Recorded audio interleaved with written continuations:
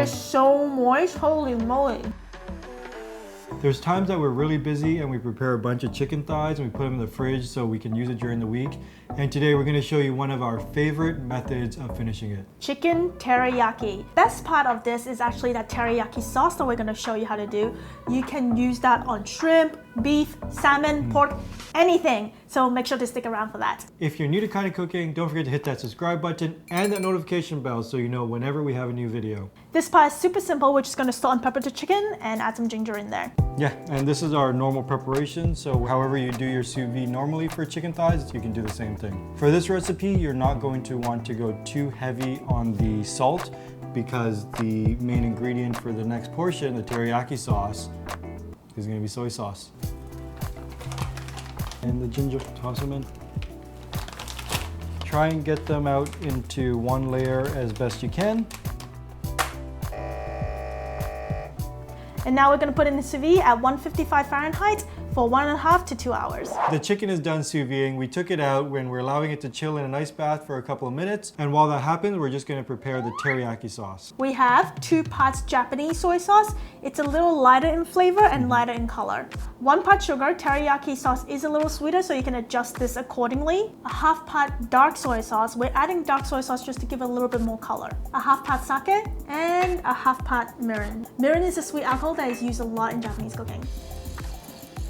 If you were to make it in advance, you should cook it down so the sugar is melted and the alcohol is cooked off. We have a bunch of this in our fridge just waiting to be used, so whenever we make stir fries or something that requires it, we just spray a little bit on. So we're going to dry this chicken. It needs to be nice and dry so that we can get a good crisp on it to begin with. And ta-da! Next step is to fry it up.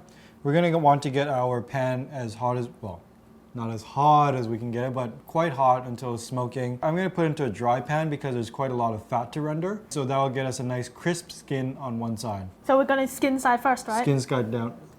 Skin side down first. You could have just said yes. Yes. Let's get this smoking hot. We're going to test out how well I seasoned this carbon steel pan. We're not going to put any oil and hopefully it doesn't stick.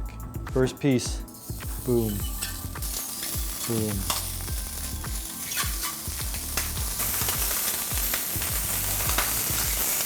That one has released. Okay, so we're gonna let this just chill out on that side for a second.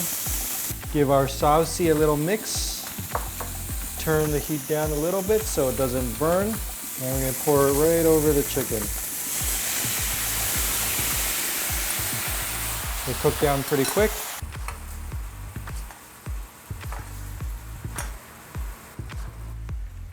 That's good.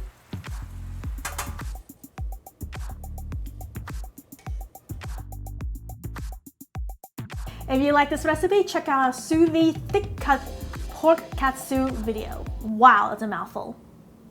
Oh yeah, that sauce, I really like the sauce. It has like a really nice little char on it. There's like a depth in it. I think that's from the sake, right? The sake just brings it to the next level.